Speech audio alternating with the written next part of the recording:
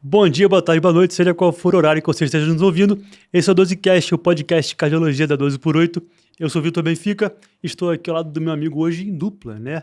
Salve, salve, Rafael pessoal. Rossi. Mais um dia aí com vocês. Estou tentando criar um bordão pra mim, vou tentar colocar o salve, salve, pessoal, vai ser a próxima tentativa. Salve, salve, pessoal, é bem original. Que bom. Bom, se tem Rossi, se tem Vitor, faltou alguns aqui da IC, mas vamos, claro, falar de insuficiência cardíaca. E por que falar de IC hoje? Mais uma vez, sendo que a gente fez alguns episódios recentes aqui sobre insuficiência cardíaca.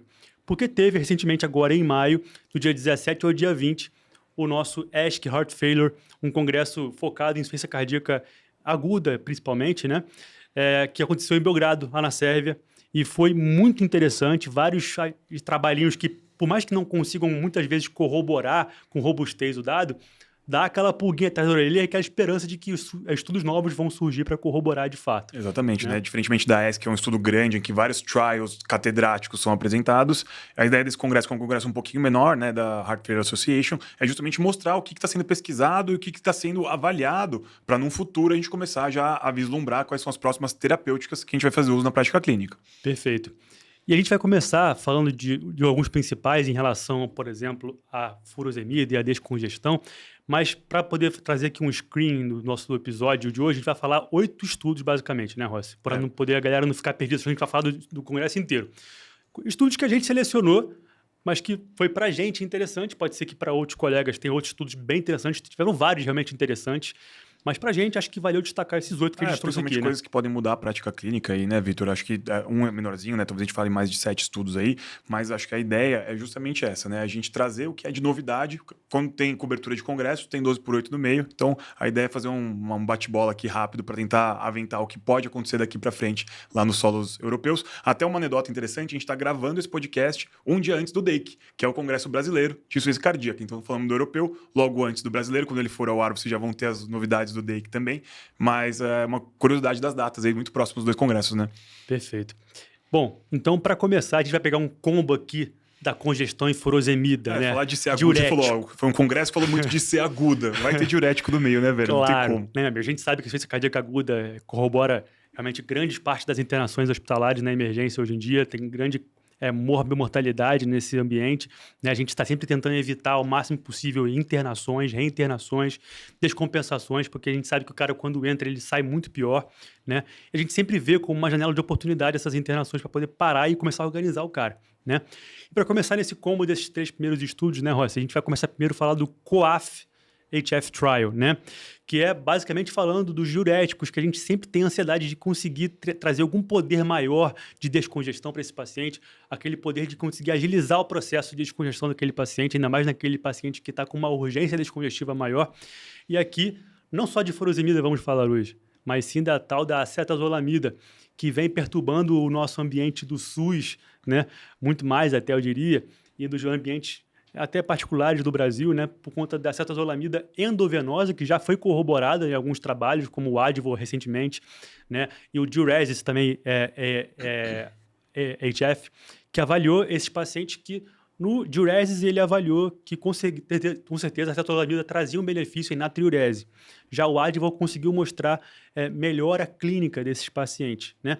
E aí a gente tá aí agora, né? A gente consegue com a acetazolamida endovenosa ter esses desfechos, mas em relação à acetazolamida via oral, que é o que a gente consegue ter aqui. Amplamente mais disponível, né, Vitor? Mais fácil para poder usar, e acho que é isso que valeu trazer aqui na 12x8, porque a gente gosta da questão prática da coisa, e de fato era uma dor muito nossa, né, Rossi, lá no hospital, e com certeza vai trazer muita esperança para a gente, né, é o que a gente sempre espera desses trabalhos, tá? Então a acetazolamida era associada ao diretoterapia com a furosemida endovenosa, né, e aí 500 miligramas por dia, né, versus um grupo que só fazia o placebo com a furosemida, né?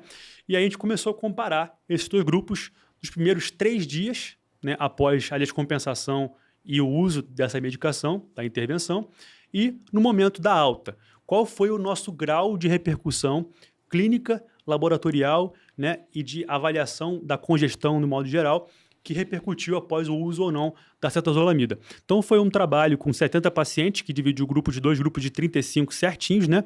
onde eles usavam primordialmente o chamado Advor Score, que foi o mesmo critério de congestão do Advor. E aqui que vai a questão interessante, porque esse critério do Advor Score, ele avalia realmente o contexto daquele paciente com congestão hipervolêmica. Não era uma congestão qualquer, aquele cara que está euvolêmico, que infarta e fica com AIC aguda de novo, e você está usando furosemida nesse cara, de uma forma meio arbitrária, muitas vezes, né? Não, é aquele cara que tem IC crônica, que agudizou, portanto, ele é um cara que tem uma tendência mais à hipervolemia.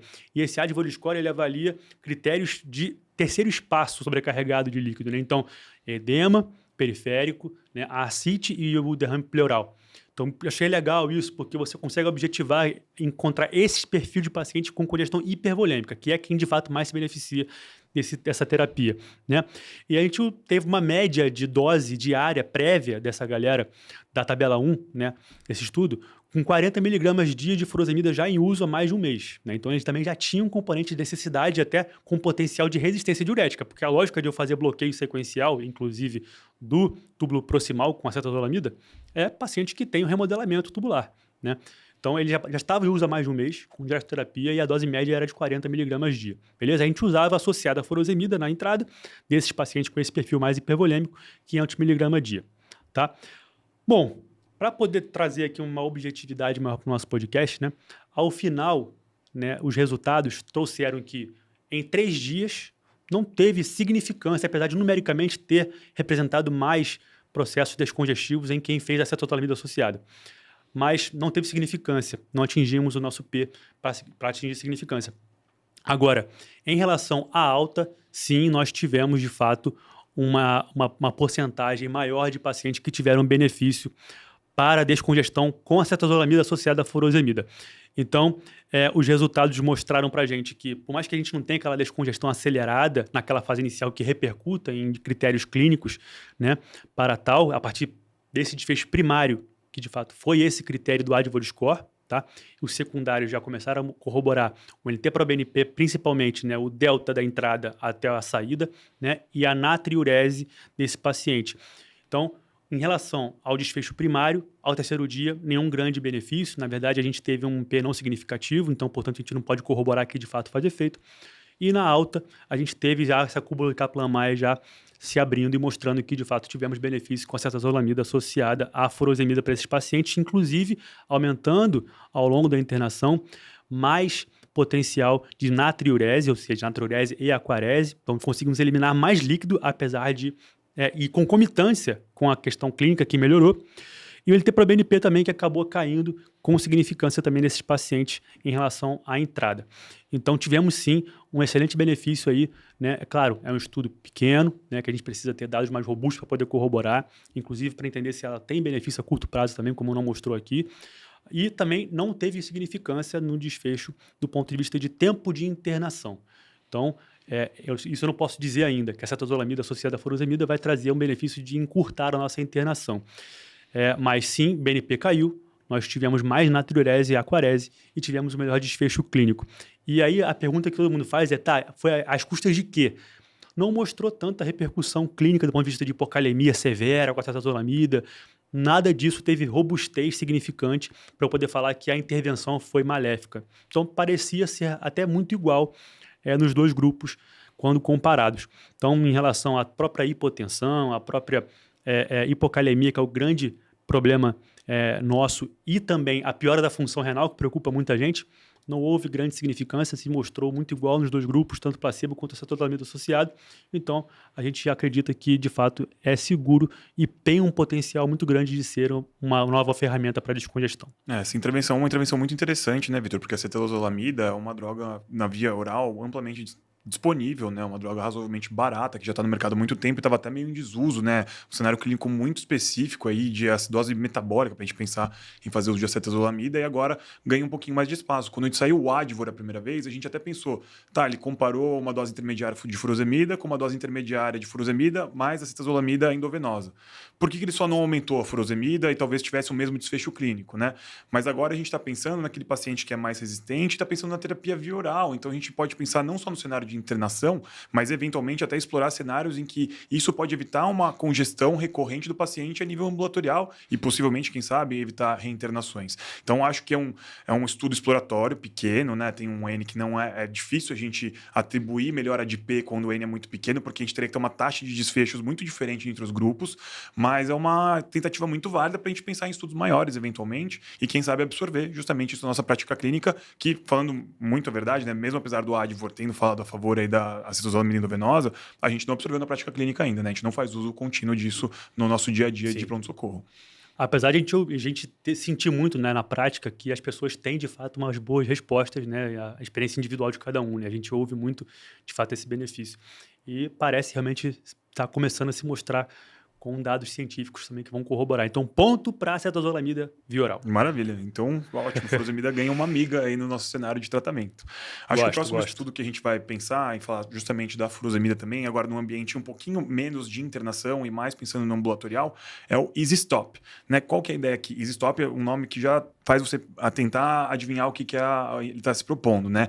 A ideia aqui era justamente a gente fazer a dosagem de sódio urinário dos pacientes que estavam com um IC crônica estável, ou seja, sem internação nos últimos 6 meses, que já tivesse em terapia médica otimizada há 6 meses, ou seja, um paciente que está quase filezinho, assim, para não falar que ele não estava muito filé, e já em uso de furosemida pelo menos 20 miligramas por dia contínuo nesse período, tá? Então, paciente a nível ambulatorial, e a ideia era dosar esse sódio urinário desse paciente e tentar ver se o sódio urinário poderia balizar a ideia de tentar titular o uso da furosemida e talvez descalonar e eventualmente suspender o uso dessa medicação a nível ambulatorial e com isso evitar que o paciente precisasse voltar ao uso da droga ou descompensasse, evoluísse com um episódio de hipervolemia, tá? Então, como é que foi desenhado esse estudo? Por uma semana, esses pacientes bem estáveis, que eu acabei de falar para vocês, eles ficaram dosando sódio urinário sem mexer na dose habitual de furosemida para eles. Depois dessa semana, com o sódio urinário basal de todos esses doentes, eles foram randomizados para a gente eventualmente reduzir a dose dessa diurético terapia para 50% da dose habitual ou, se o paciente usava a dose mínima de 20 miligramas, suspender a dose da furosemida desses doentes. E a gente mantinha o segmento, justamente mantendo o sódio urinário diário. Esse sódio urinário ele era cego tanto para os pesquisadores quanto para os pacientes também. E aí era reavaliado com eco e avaliação clínica e laboratorial em 14 dias e depois uma reavaliação mantendo a dosagem de sódio urinário até o 28º dia. Ou seja, um estudo desenhado para 4 semanas em que a intervenção, que foi a redução da dose de escalonamento da furosemida, foi feita durante 3 semanas. Né? O baseline desses pacientes eram pacientes que não tinham um BNP muito alto, a média era de 800 só, ou seja, pacientes razoavelmente compensados. A idade média era próxima de 70 anos e a fração de injeção não era tão reduzida. A fração de injeção média era de 42%, ou seja, a média aí de pacientes com fração de injeção levemente reduzida. Claro que tinha os perfis com uma fração de injeção um pouquinho mais alta, perto do normal, outros com uma fração de injeção bastante reduzida, mas no global era mais ou menos isso.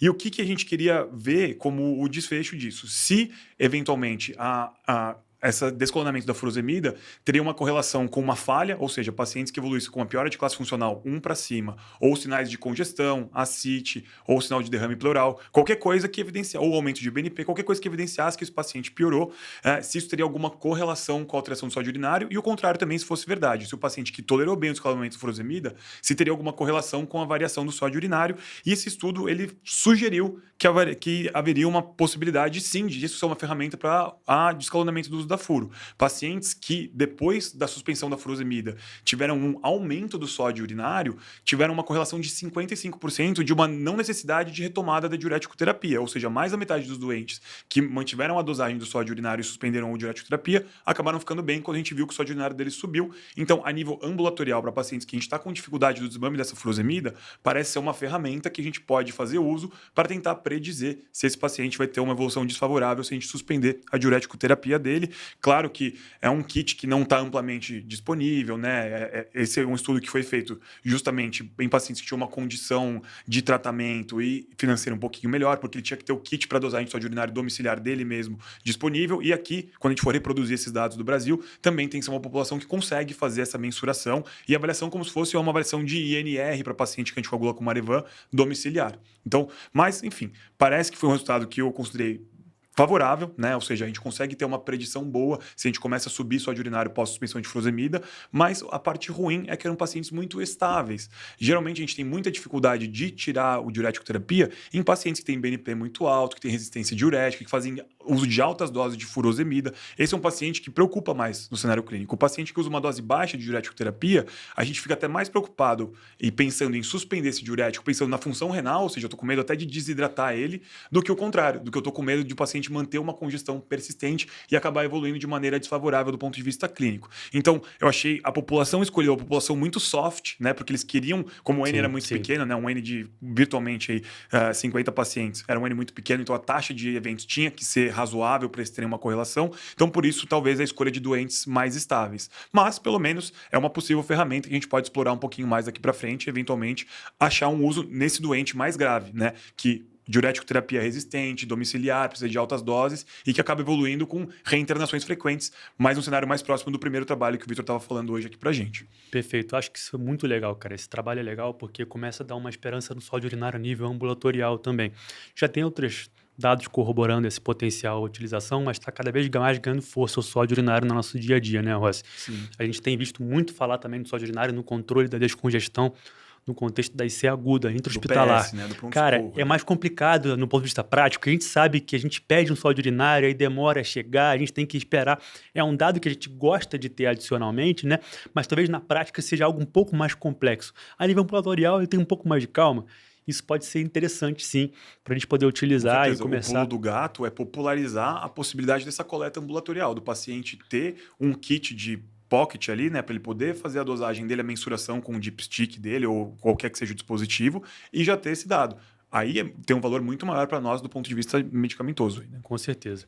Bom, e para poder fechar esse trio, né, de ouro aqui sobre a descongestão no contexto da diurecoterapia, tem também um trabalho que eu acho que bate muito já com o que a gente já conhecia, só que ele refinou em alguns pontos específicos, que é o REDCay, ou REDCay.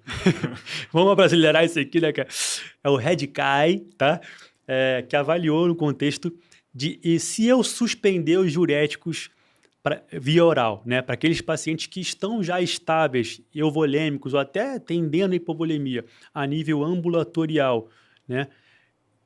Tenho segurança nisso, né? Porque muitos pacientes a gente sabe que a gente encosta aquele diurético, às vezes ele não sai, né? Ele tem até uma dependência emocional da furosemida, exatamente. Né? Porque ele relaciona muito a melhora de classe funcional com o uso do diurético, ele esquece que ele está usando por trás uma sacubitril/valsartana, uma dapagliflozina, porque a ação mais rápida e que imediatismo, às vezes é o diurético terapia. Por isso tem esse vínculo cognitivo, com essa dependência até emocional aí com a furosemida. Perfeito. E a gente já tinha um dado até...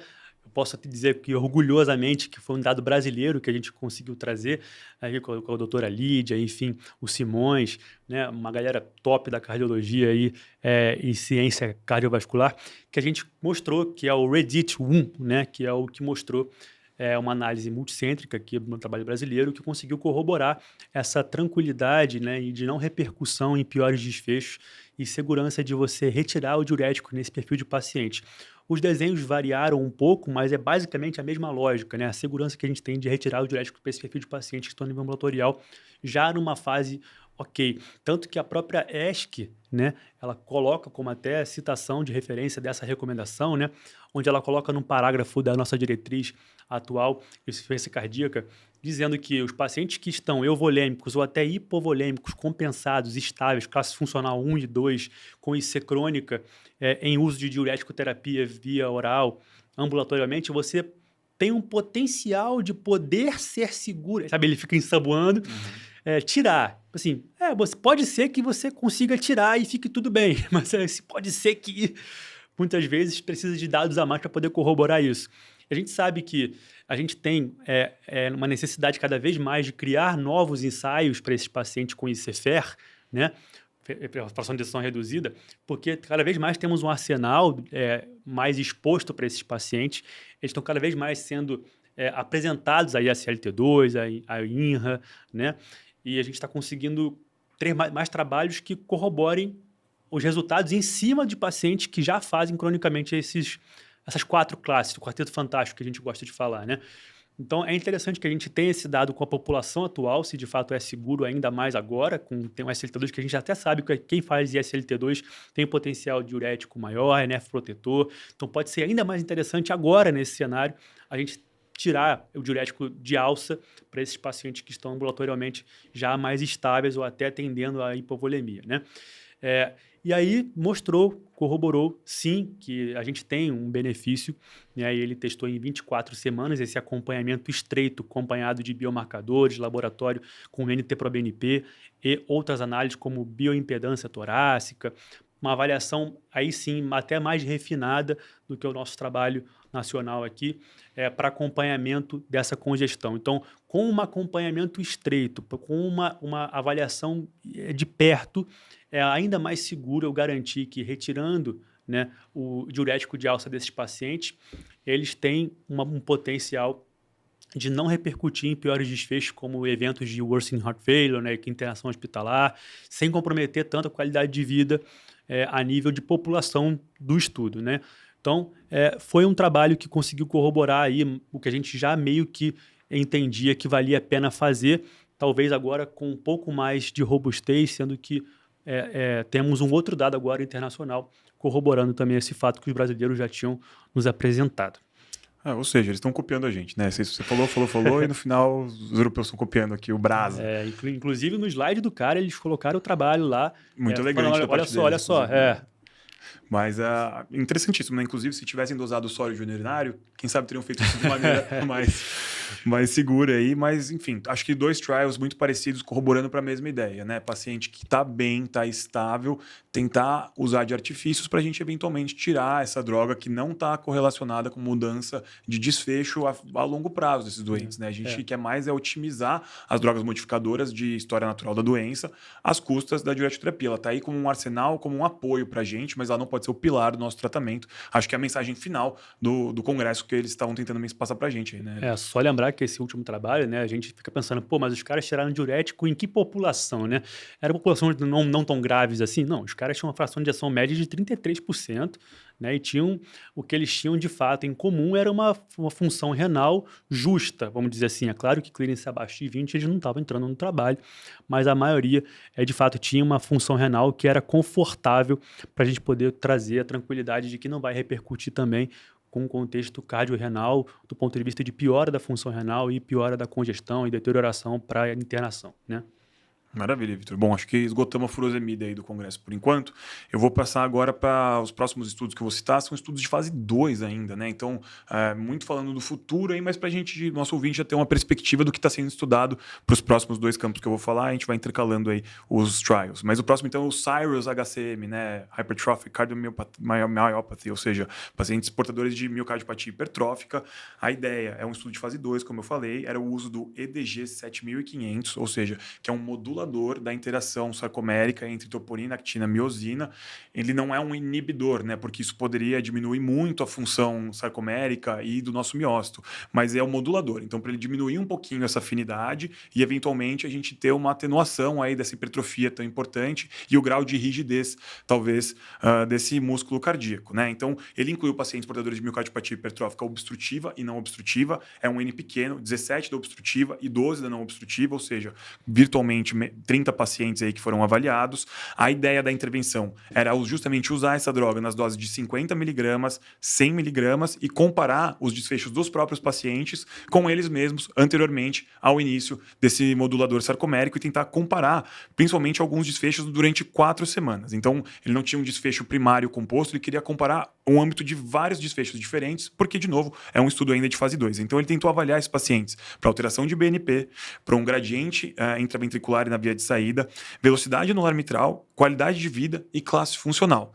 Então, durante essas 4 semanas, os pacientes foram eleitos para uso de 50 miligramas ou 100 miligramas e foram comparados todos esses dados pós intervenção e a avaliação desses pacientes justamente para ver se houve alguma melhora, alguma possibilidade de uso terapêutico futuro nesse cenário e, claro, também foi feita a avaliação de eficácia e segurança para ver se esses pacientes não incorreriam com muitos efeitos colaterais. O mais importante, o mais temido pelos autores eram justamente a queda da fração de ejeção, porque, de novo, está modulando a ação da troponina, actina e miosina, o que poderia eventualmente evoluir com uma queda da função miocitária e da taxa de contratilidade do nosso coração e o que determinaria uma uma queda de fração de injeção. Então, em relação à segurança, não houve queda de fração de injeção nesse segmento de 4 semanas, o que foi uma coisa bastante interessante, porque, de novo, é uma coisa que poderia encerrar o estudo na fase 2 ainda e não prosseguir para novas explorações em relação a esse tipo de droga. Então, ótimo, não caiu fração de injeção. Houve sim uma correlação com o aumento da taxa de FA sintomática nesses pacientes. Se eu não me engano, foram 4 pacientes dentro de um estudo de 30 pessoas que ocorreram com novos episódios de FA, então possivelmente é um efeito colateral a ser explorado. Demais, isso foi os eventos adversos foram bem tolerados pelos pacientes. A maioria eram sintomas que a gente costuma ter de maneira geral, como principalmente tontura, tá? Mas não houve necessidade de suspensão da droga por conta disso. O que eles queriam avaliar? Então, depois de 4 semanas, qual foi o resultado desse estudo do ponto de vista de eficácia? Tanto no grupo de cardiomiopatia hipertrófica obstrutiva quanto da não obstrutiva, houve melhora de todos os parâmetros avaliados. De novo, do BNP, do gradiente de via de saída do ventrículo esquerdo, da velocidade anular mitral, da qualidade de vida e da classe funcional. E, aparentemente, a dose de 100 mg foi que teve uma correlação maior com benefício em todos esses âmbitos. De novo, estudo de fase 2, então a gente vai ter que ainda avaliar um segmento mais a longo prazo, ser mais taxativo em relação aos efeitos colaterais e tentar entender se esse benefício se mantém a longo prazo e qual é o perfil de paciente que vai ter o maior benefício e qual a dose que vai ter o maior benefício. De novo, esse estudo comparou as doses de 50 e 100 miligramas, não teve um poder estatístico, nenhum N capaz de avaliar qual a melhor dose desses doentes e nem se vai ter um benefício maior na obstrutiva ou não obstrutiva. Mas resultados bastante animadores, melhora em basicamente todos os desfechos propostos da avaliação. Então, é um estudo que vai seguir da fase 2 adiante aí para a gente ter novos resultados ao longo dos anos. Perfeito, excelente. A gente também está crescendo cada vez mais no contexto das miocardiopatias. Saudoso do nosso amigo Plínio, que deveria estar aqui com a gente. E o Will também, né? O Will deve ter comemorado aí quando ele viu o resultado do estudo. Ele é um super entusiasta aí das miocardiopatias. Sim. Ele que é bem taxativo para a gente fechar diagnósticos, né? O Will sempre reforça isso. A gente precisa fechar diagnóstico mesmo em doenças que a gente não tem uma intervenção tão importante para a gente poder prognosticar o doente. Aqui a gente está falando de uma doença que já tem tratamento, né? Sim. Tanto intervencionista quanto não intervencionista, né, do ponto de vista medicamentoso, mas cardiopatia hipertrófica, que das miocardiopatias é uma das mais estudadas e talvez até mais prevalentes, talvez mais uma opção terapêutica aí para a gente começar a vislumbrar nos próximos anos. Perfeito. Não, é exatamente isso. Acho que a gente vai crescer cada vez mais nesse ambiente também. Mas vamos passar aqui para um próximo trabalho, que agora os trabalhos não ficam tão focados com temas específicos. A gente trouxe aqui uma miscelânea de assuntos, de temas, porque acho que vale explorar algumas outras áreas que fizeram valer nesse congresso. E aqui acho que é algo que é bem interessante a gente falar, é sobre o tal do ferro endovenoso / via oral, né? Assim como a gente falou na cetazolamida, né, que a gente fica carente de entender se a cetazolamida via oral funciona de fato para a gente na descongestão, aqui eu quero saber se a gente que não tem tanto acesso no ambiente do SUS também, né, hoje até aqui a gente na via particular é bem tranquilo de conseguir acesso à terapia endovenosa de ferro para nossos pacientes com insuficiência cardíaca. Mas a nível de SUS ainda não é uma realidade para a gente, né? Atualmente nós sabemos que a recomendação para a suplementação de ferro no paciente com IC, independente da fração de injeção, mas com um foco maior ainda mais na IC-FER, a gente tem dados como o Iron, o nosso Affirm-HF no contexto da IC aguda, né? O Ironman, todos eles conseguiram mostrar aqui 2 grandes classes, né, de suplementação com a desiromaltose férrica e a carboximaltose férrica endovenosa em dose única, independente de anemia, conseguiram de fato mostrar repercussão em evitar reinternações e demonstrar também benefício em sintomas e melhora da qualidade de vida com maior atividade física para esses pacientes, né? Então, beleza, a avaliação desses pacientes tem que conter sempre, né, uma solicitação de ferritina e saturação de transferrina. Muita gente pede todos os outros fatores, né? Ferro, enfim. O que vale aqui para a gente é essas 2 dosagens, né? Para poder corroborar a definição mundial atual, né, de deficiência de ferro, que é a ferritina menor do que 100, ou, né, uma ferritina entre 100 e 299 com uma saturação de transferrina associada, né, a essa ferritina entre 100 e 299, menor do que 20%. Então, eu corroborando a deficiência de ferro, independente de anemia, hoje eu posso prescrever em dose única endovenosa, seja a nível de IC crônica ou IC aguda, né, na fase estável da IC aguda, claro, após a compensação, geralmente no momento prévio à alta hospitalar, em dose única, carboximaltose férrica ou derisamaltose. Isso aí é a nossa diretriz mais atual da ESC, corrobora isso muito bem, né? Agora, e o ferro suplementado via oral, cara? Isso é muito interessante porque a carboximaltose férrica é uma droga cara, né? Não é tão disponível assim. Então, a nível ambulatorial, a nível de SUS, por mais que a gente tenha uma intervenção documentada que melhora a internação em classe funcional, não muda a mortalidade. Então, o investimento a nível de saúde pública provavelmente não vai ser voltado para isso, né? E para o paciente, custo-efetividade é sempre importante também. Lembrar que o paciente já gasta bastante para tratamento do IC. Então, investir num ferro inject da vida, por exemplo, não é sempre muito fácil, né? Então, por isso que a avaliação da droga via oral que o Vitor vai comentar agora é bastante Patrocina eu! É bastante interessante para popularizar o tratamento dessa afecção que parece que impacta na qualidade de vida dos pacientes portadores de IC. Perfeito. E aí a gente fica nessa mesmo, né, cara? E a gente acaba fazendo, extrapola, né? Na prática a gente faz isso, né, Rossi? No nosso dia a dia a gente acaba colocando uma reposição de ferro para aquele paciente que a gente está no SUS ali, a gente sabe que ele não tem condições de fazer ferroterapia, é feio Pode falar ser. isso, né? É bem feio falar a nível ambulatorial com terapia endovenosa. A gente tem dificuldade de construir um ambiente com um day clinic, né, um hospital-dia, para poder ele fazer a suplementação de ferro endovenoso. Enfim, é difícil mesmo em alguns hospitais, em alguns pacientes, por logística até, né, e questões psicossociais, né? E a gente acaba suplementando pela via oral, mas a gente não sabe muito bem se é palpável essa melhora, né? Então, o nosso trabalho que a gente está querendo falar aqui, enrolamos tanto, mas acho que é legal contextualizar, é o Orion, né, HF, que avaliou exatamente isso, tá? Num contexto de um trabalho que corroborou a utilização do maltolato férrico, tá? Tá aqui escrito ferric maltol, tá? Eu entendi que a nível de pesquisa... A tradução portuguesa literal. É um maltolato e não maltose férrica. É um maltolato férrico, tá? Via oral, e aí 30 miligramas 2 vezes ao dia, para aqueles pacientes que aí sim, nesse trabalho, incluiu pacientes apenas que têm anemia leve a moderada documentada, tá? E aí ele colocou aqui no nosso trabalho para homens, né, que estão com hemoglobina entre 9 e 13 e mulheres 8 a 12, figurando como um paciente que está anêmico. Então, como eu falei, carboximaltose, derisomaltose, né? Independente de anemia, EV, dose única, ok. Perfil de ferro baixo. Com deficiência de ferro, ok. Agora aqui, esse trabalho testou com pacientes com anemia. Talvez ele quisesse mostrar, assim, mais clareza de resultado para esses pacientes que, né, devem ter um impacto maior desse benefício de você otimizar a hemoglobina. A gente sabe que o ferro tem inúmeras atividades fisiometabólicas, né, no nosso organismo que podem beneficiar a atividade física, melhorar a qualidade de vida do nosso paciente com IC. E a anemia é mais um fator que corrobora para a piora de classe funcional, né? A gente Exato. tem que sempre lembrar isso. Inclusive, quando a gente vai fazer manometria dos nossos pacientes, a hemoglobina é sempre avaliada, porque a gente tem que pensar que esse paciente é multifatorial, né? Então, corrobora ainda mais. Acho que a chance de ter eventos e de pacientes piorarem classe funcional em pacientes anêmicos é até maior do que pacientes não anêmicos. Então, acho que isso ajudaria, talvez, o pesquisador a tentar mudar o desfecho dele na hora de avaliar. Exato. E esse trabalho, então, contou com 41 pacientes que tinham esse perfil de anemia leve a moderada e, claro, insuficiência cardíaca. E aí aqui a grande maioria tinha insuficiência cardíaca fração de ejeção reduzida, tá? Mas englobou todos os pacientes com IC, independente da fração de ejeção, tá bom? E de fato, com deficiência de ferro também confirmada com aqueles critérios que eu falei com vocês, tá? Mas aí a gente sabe que esses critérios estão cada vez mais sendo otimizados. O que a gente tem hoje são esses da ferritina menor do que 100 ou ferritina entre 100 e 299 com saturação de transferrina menor do que 20, beleza?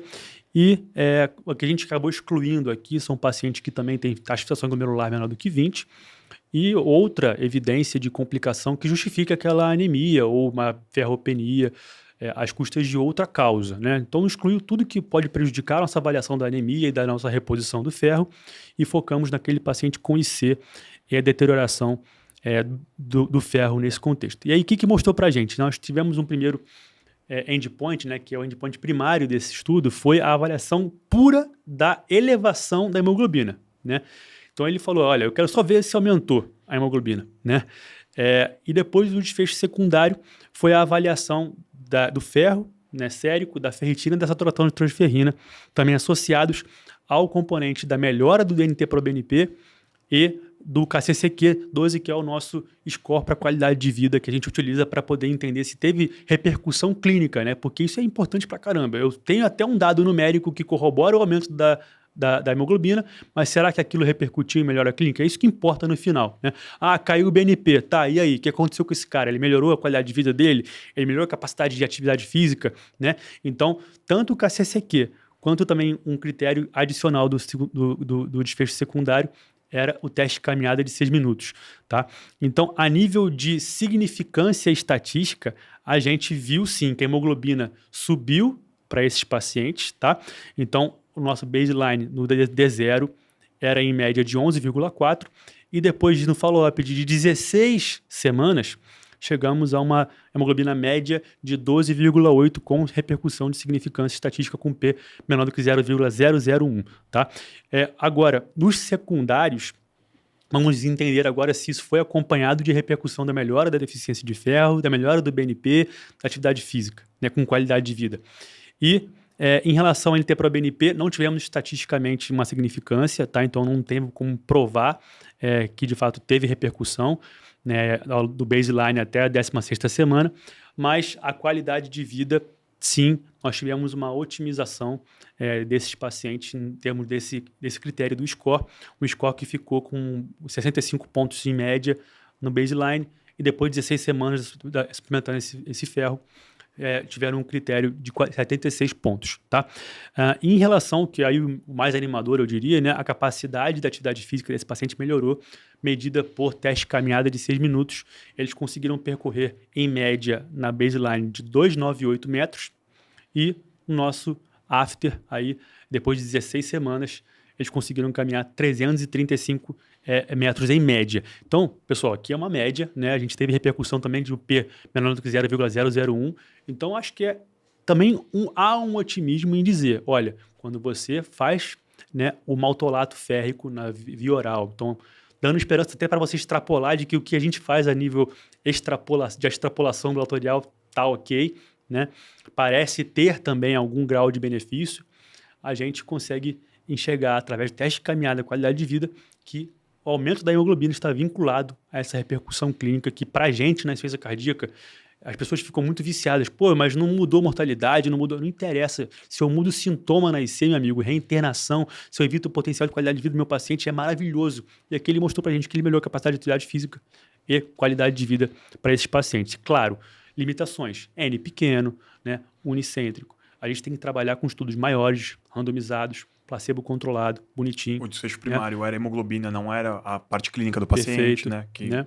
estudo pequeno tem que ser assim mesmo, né? A gente está acostumado tese de doutorado, é sempre assim, nunca é para mudar a mortalidade, é para avaliar a alteração de função ventricular, são coisas pequenas. Tempo curto de avaliação, né? Então a gente Mas uma coisa que é importante notar é que aqui a molécula é um maltolato férrico, então a gente tem que ter cuidado na hora de extrapolar para o ferro elementar, porque as moléculas relacionadas ao ferro alteram na biodisponibilidade e absorção dessa droga. Então, por enquanto, o que a gente tem autorizado para melhora é o maltolato. A gente tem que ver se a gente pode extrapolar eventualmente os dados a nível ambulatorial, né? E outra coisa interessante, né, que o Vitor colocou, o autor foi muito sagaz, acho, na hora de fazer a avaliação do teste de caminhada de 6 minutos, porque o teste de alteração de qualidade de vida, ele é bem subjetivo, mas o teste de caminhada, ele torna uma coisa mais objetiva. Ele está ali pontuando. Ah, mas ele ganhou 35 metros na capacidade de caminhar dele. Cara, para quem caminha 290, isso é mais de 10% acima do que ele já tinha, sem a gente mudar drogas modificadoras de doença, sem usar INRA, sem usar diuréticos, sem usar beta-bloqueador. A gente está falando aqui só de suplementação de ferro e já compondo uma melhora de possível qualidade de vida desses doentes. Então, acho muito interessante, acho que eu vislumbro um segmento muito importante para esse tipo de avaliação e, quem sabe, a gente popularizar esse tipo de tratamento para melhora de qualidade de vida dos nossos doentes. Temos que lembrar, né? Teste de caminhada de 6 minutos abaixo de 300 eram doentes muito graves, bastante limitados do ponto de vista de dia a dia. Então, uma melhora de 10% na qualidade de vida deles, com certeza vão sair comemorando aí. Sim, só lembrar para vocês, né? Nós não temos aqui no Brasil ainda disponível via oral maltolato férrico, tá? Que é o Ferric Maltol. Me ajude a corrigir caso eu esteja traduzindo errado para o nosso português, mas de fato não temos ainda no Brasil, né, o ferro pela via oral nesse modelo de suplementação. Mas, como eu falei, é mais um ponto aí para a nossa visão de que extrapolar para a VO com outros tipos de terapia pode ser interessante, sim. Vamos esperar os próximos resultados, os próximos trabalhos que devem vir por aí quentes. Com certeza. Bom, esgotando um pouquinho agora de falar de ferro, vou falar do meu último estudo, que é mais um estudo de fase 2. Eu deixei os trials mais palpáveis para o Vitor e coloquei os mais científicos aí, filosóficos para eu falar, né?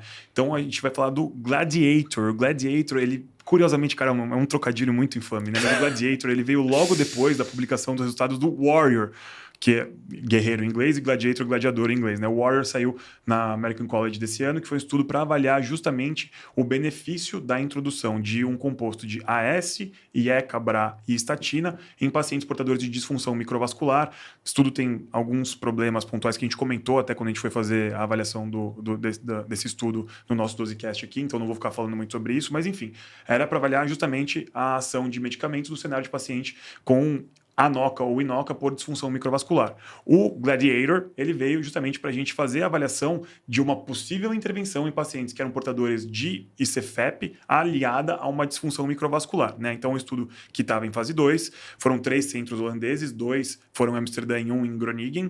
A intervenção era justamente a introdução de uma droga chamada GGA e a hipótese é que em estudos animais ela teve uma correlação com melhora da função diastólica e da função endotelial microvascular em modelos animais previamente, né? Então a ideia era ver se a gente conseguiria extrapolar esses dados para modelos humanos.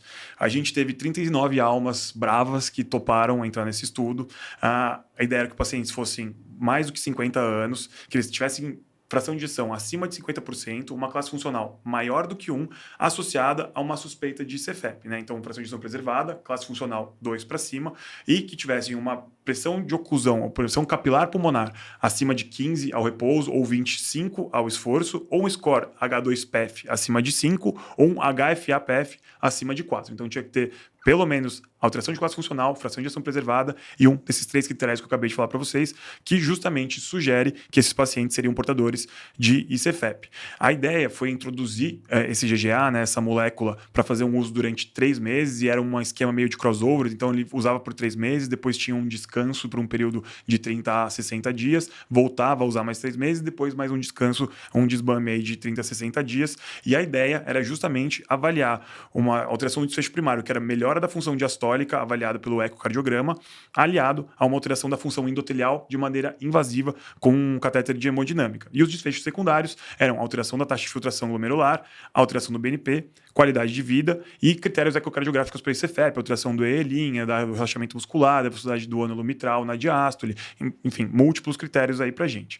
Por que eu tô falando que a proposta era fazer isso? Porque a conclusão final foi que a introdução dessa droga nesse esquema que eu falei para vocês não teve absolutamente nenhuma diferença de desfecho, nem primário composto, né, aquela melhora da função diastólica ou melhora da disfunção endotelial, e nem dos desfechos secundários. Então também não melhorou o BNP, não melhorou a taxa de filtração glomerular, não melhorou a qualidade de vida, e os critérios ecocardiográficos também não variaram nada depois de um segmento de 3 meses fazendo esses crossovers entre placebo e a GGA. Então, um estudo acabou não indo muito para frente em relação a isso. No final também não teve nenhuma alteração em relação à segurança, a droga foi bastante bem tolerada, não alterou absolutamente nada em relação a fibrilação atrial, a taxa de filtração glomerular, qualidade de vida dos pacientes. Acabou ficando uma droga que pareceu que foi o placebo o tempo inteiro, né? Não mudou nem para o bem, nem para o mal. E aí ficaram vários questionamentos. Será que a seleção de pacientes foi errada? Pacientes talvez devessem ser mais sintomáticos, por exemplo? Ou a gente deveria ter se ligado mais em critérios de disfunção microvascular, ou seja, avaliação não de pacientes ICFEP,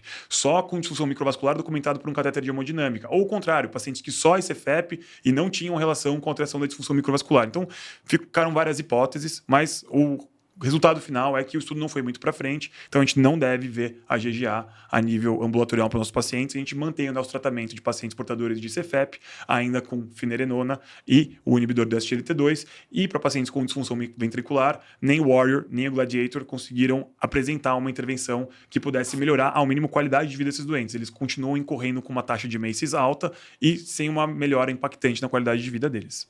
Pô, excelente, Rossi. Infelizmente, né? Excelente já ser se a droga fosse boa. Exatamente. Não, excelente a gente ter esse dado, que eu quis dizer. Meu amigo, acho que a gente pode seguir então para poder trazer mais dados. O último estudo. Esse trabalho aqui também é muito legal e aí particularmente cobre muito uma dor que a gente tem na terapia intensiva. E aí acho que valeu a gente trazer também a componente da terapia intensiva aqui para o nosso podcast de hoje. Cara, a hora que eu vi esse estudo, eu separei ele na hora para você falar, o Vitor vai adorar. E eu já tinha lido. Não, o que é esse estudo? É o nosso HELP AHF, tá? É o trabalho que mostrou para a gente aquela lógica da UTI para aqueles pacientes que chegam com insuficiência cardíaca aguda, né, descompensada e que tem predominantemente ou isolada uma insuficiência ventricular esquerda e não direita, não tem HP, né? Caso ele precise de ventilação mecânica, é legal eu colocar uma PIP muito alta ou uma PIP muito baixa, ou eu tenho que manter ele em níveis ok? Porque, teoricamente, para IVE, de fato, quando eu tenho congestão pulmonar, eu tenho repercussão com o aumento de uma PIP, eu vou repercutir em melhor débito cardíaco à esquerda, eu vou repercutir em menor pré-carga do ventrículo esquerdo, diminuir o contexto da pós-carga ao acionar baroreceptores da aorta, objetivando uma pressão positiva a nível torácico. Então, eu tenho repercussões de melhorar débito ventricular esquerdo e aumentando também a nossa pressão alveolar, eu jogo o líquido que estava extravasado para dentro do intravascular e melhoro a minha repercussão a nível de ventrículo esquerdo. Agora, para ventrículo direito, a gente sabe que não é interessante. Inclusive, é bom que vocês saibam, foi critério de exclusão para esse estudo, pacientes que tinham IVD predominante ou isolada ou HP severa que repercutisse em disfunção ventricular direita ou que não tinham, claro, IVE. Que é a mesma ideia do recrutamento, né? Quando a gente pensa em fazer recrutamento na época do Covid lá, quando a gente não pode fazer recrutamento pulmonar em pacientes que têm disfunção ventricular, porque o aumento da pressão intratorácica vai incorrer com uma disfunção aguda do VD que pode piorar muito a hemodinâmica dos doentes. A mesma ideia aqui, né? E a nível de ventilação, né, oxigenação, troca gasosa, também a PIP alta otimiza a ventilação a nível de troca e eu vou ter mais oxigenação e potencial de repercussão de melhora nesse sentido. E PIPs menores trazem repercussão em maior potencial de hipoxemia e repercussão de complicações atelectásicas, enfim. Então, são extremos que têm fatores que podem piorar ou melhorar e a gente não tem uma lógica clínica de desfecho por evidência para saber, né, para qual lado que a gente vai. E aí, esse trabalho pegou 120 pacientes, 60 a 60, e trouxe uma proposta de vamos colocar, então, um grupo com PIP de 8, começando, né, com 8 e eu vou aumentando para 10, e um grupo que eu começo com uma PIP de 5 e vou diminuindo para 3 de PIP. Então, até abaixo do fisiológico, exato. Realmente baixo. Então, assim, a gente está trabalhando com extremos que a gente quer ver o que acontece. E olha que interessante, esse trabalho teve que ser interrompido precocemente, porque estava tendo uma mortalidade muito maior a nível intra-hospitalar de pacientes com PIP menor, inclusive aumentando taxa de efeitos adversos dessa PIP mais baixa, como hipoxemia, por exemplo, né? E o benefício era muito interessante para pacientes que tinham uma PIP mais alta. Tem que lembrar que os pacientes não tinham nenhuma alteração pulmonar incompatível com uma PIP de 10, né? Eu não posso botar uma PIP de 10, né, em pacientes que são paciente inflamado ou com alguma contraindicação pulmonar nesse sentido, ou como eu falei com vocês, no contexto da IVD, HP, né? E, enfim, a nossa desfecho primário aqui nesse trabalho foi a avaliação de tempo livre de ventilação mecânica em 28 dias. E sim, o nosso grupo que tinha a PIP mais alta mostrou que, sim, nós tivemos tempo livre,